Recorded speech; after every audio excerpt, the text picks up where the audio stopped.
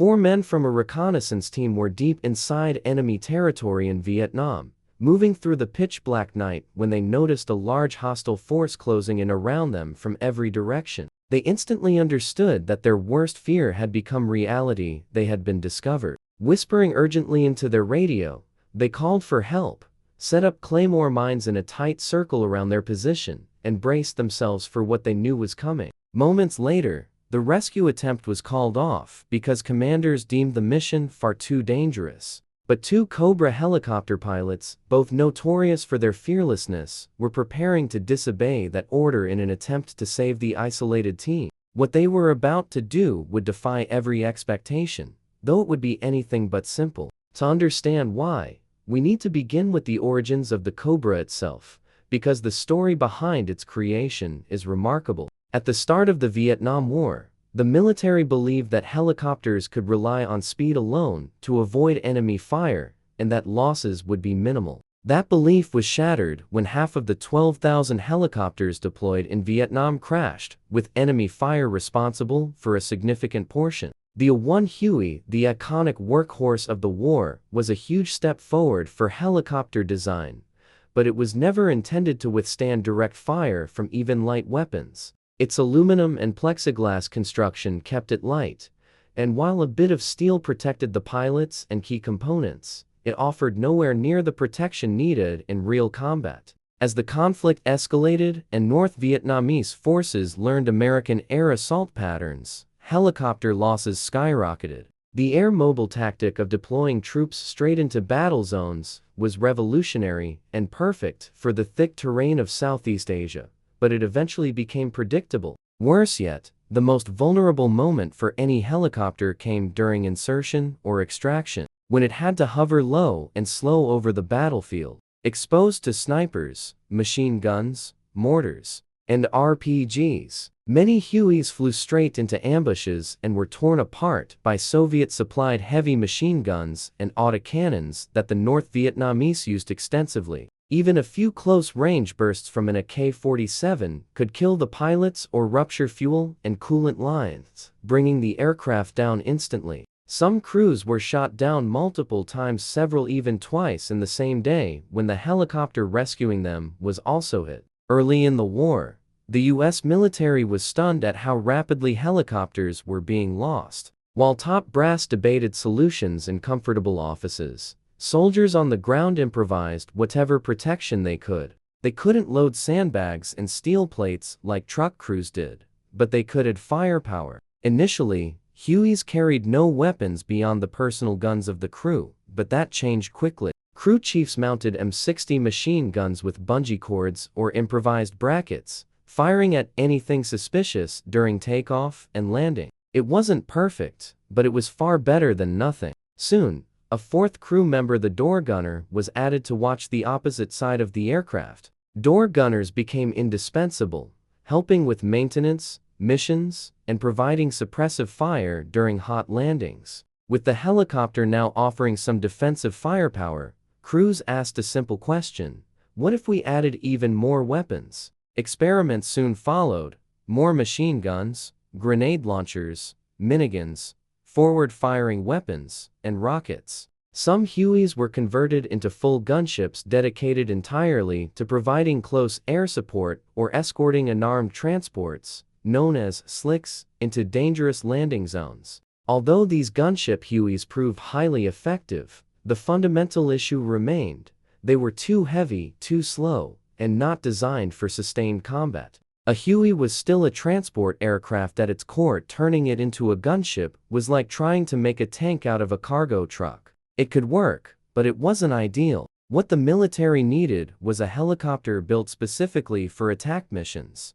That is where the Cobra enters the story. Several early prototypes of attack-focused helicopters existed, but none had made meaningful progress. Bell, however, took the reliable rotor system, engine, and transmission of the Huey and built them into a narrow, 36-inch wide fuselage with 2 cockpits arranged in tandem. Their Model 209 immediately caught the attention of the U.S. military. It shared roughly 80% of its components with the Huey, but featured a slim, streamlined profile and small wings for mounting heavy weapons. Testing proved that the new aircraft was extremely agile and capable of carrying serious firepower. Because development of the AH-56 Cheyenne, the helicopter that was supposed to become the next major attack platform, was still years from completion, the military urgently ordered this new design to be fast-tracked and prepared for immediate service in Vietnam. After several adjustments were made, the purpose-built AH-1 Cobra gunship was born. It became the world's first dedicated attack helicopter, and as soon as it rolled out in 1967, it was deployed straight into combat. Its narrow fuselage gave it superior speed, agility, and a smaller frontal target. The pilot sat in the rear cockpit, controlling forward-firing weapons, while in front of him sat the co-pilot gunner, who operated the chin turret and rocket systems, and could also fly the aircraft if necessary. The two crew members had to operate as a tightly coordinated team to survive. They were equipped with armored seats and a self-sealing fuel tank that offered some degree of protection better than the Huey, though still dependent mostly on speed to stay alive. The windshield was still thin plexiglass, so both men wore flak jackets and ceramic chicken plates to protect themselves from bullets that could punch straight through. The Cobra's stub wings carried rocket pods loaded with Hydra 72.75-inch unguided rockets capable of delivering high explosive,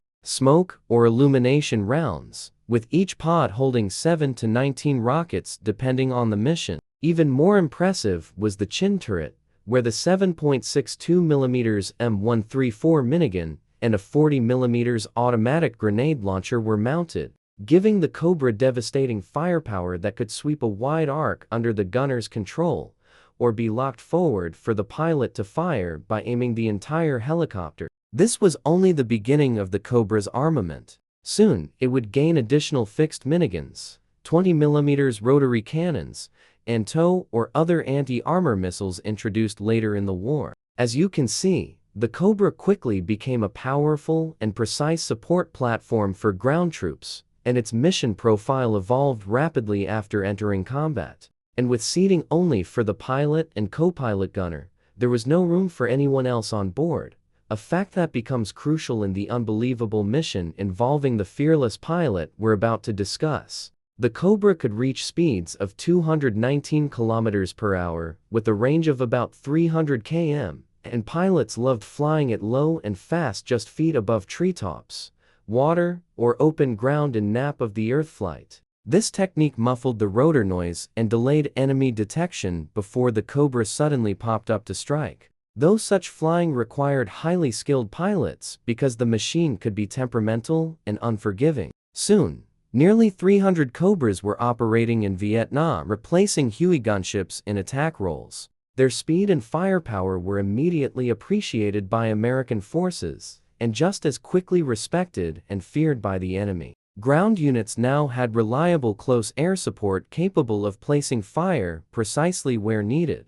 Unlike fast-moving jets that often overshot targets or dropped ordnance dangerously close to friendly troops, which happened far too often, the North Vietnamese adapted by using the hugging the belt tactic, staying extremely close to American forces so air or artillery support risked hitting their own men. The Cobra helped solve this problem, as its pilots could almost always see exactly where to shoot, bringing enormous relief to infantry on the ground. Cobras also began escorting Hueys, either slicks inserting troops or dust-off medical helicopters evacuating wounded men. Before long, someone devised an even riskier idea: hunter-killer missions. In these operations, a Cobra worked alongside an O-6 Loach Scout helicopter. The men flying the tiny, fragile Loach were incredibly brave, because they deliberately acted as bait, flying low and slow over suspected enemy areas, while the Cobras waited farther back and high above.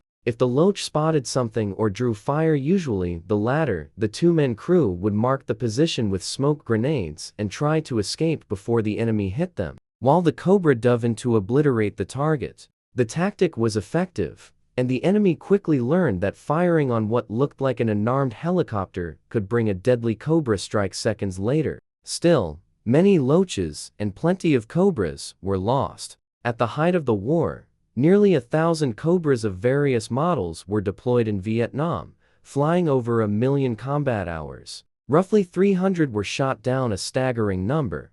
Almost 1 in every 3 are for aircraft. During Operation Lamb Sun alone, 26 Cobras were lost in just 6 weeks. Despite these risks, no other aircraft in the world could match their mission capabilities. And now, we reach the story you've been waiting for: what happens when a Cobra is flown by truly fearless men. On June 18, 1968, a 4-man long-range reconnaissance patrol was operating deep behind enemy lines in South Vietnam. They were part of a covert wildcat team sent to gather intelligence on enemy activity. Long-range recon missions were among the most dangerous in the war because small teams operated alone, far from support, and had little chance of rescue if discovered or surrounded. At around 9:00 p.m., under total darkness, Sergeant David Hill, the team leader, looked through his starlight scope and, to his horror, saw enemy soldiers blocking 3 sides of their position.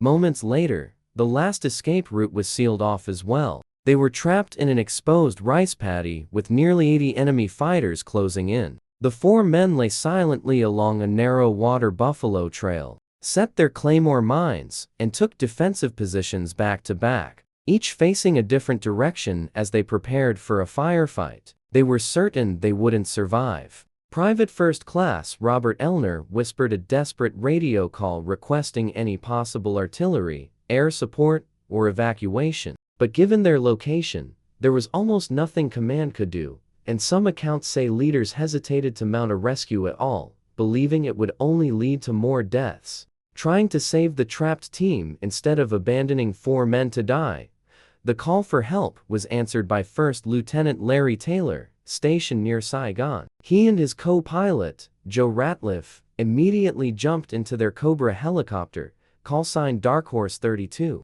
Alongside them flew Captain Roger Tricker and his co-pilot, Captain Richard Driggs, in another Cobra, acting as their wingmen as they raced toward the recon team's position. The night was completely black, with no ground lights, and the only way to locate the team was through radio direction. This was an era without modern night vision equipment, meaning the pilots had to find 4 surrounded men in total darkness. After about 20 minutes, the Cobras reached the area and whispered over the radio to make contact. Taylor, in command, refused to fire rockets until he knew exactly where the team was to avoid hitting them. They agreed that the moment the Cobra passed directly overhead, the team would confirm it, which they did, yet the pilots still couldn't pinpoint the position. Taylor then asked them to fire a flare. With no choice left, the team fired one, instantly exposing themselves to both the Cobra pilots and the enemy, who were only about 100 meters away.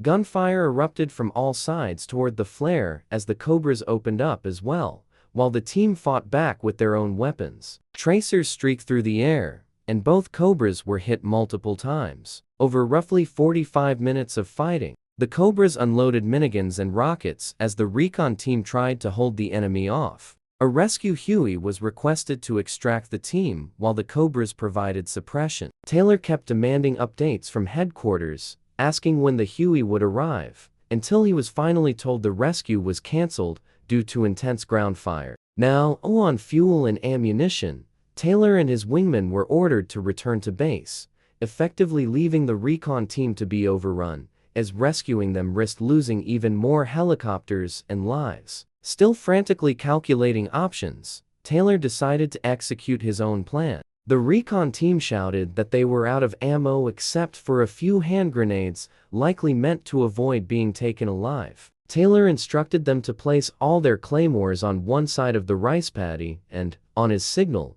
detonate them and run to a nearby clearing. He ordered his already fuel-critical wingmen to fire everything he had left and return to base while he made one last pass with his remaining rounds and rockets. When both Cobras had spent all ammunition, Taylor still refused to leave. He gave the signal, turned on his lights, and made a fake strafing run with no ammo to draw fire onto himself, giving the team a chance to sprint for the clearing. Then he turned back and descended to land under heavy fire. But the Cobra had no room for passengers, only 2 pilot seats. When the team saw him land, they ran full speed toward the helicopter, tossing their last grenades behind them. As Taylor later said, he didn't need to instruct them. All four immediately grabbed onto the skids and rocket pods. They were on the ground barely 10 seconds before Taylor heard two hard taps on the canopy, the signal to go. But he couldn't fly normally. Rotor wash and wind could easily throw the men off. He had to balance flying slow and smooth while still dodging enemy fire.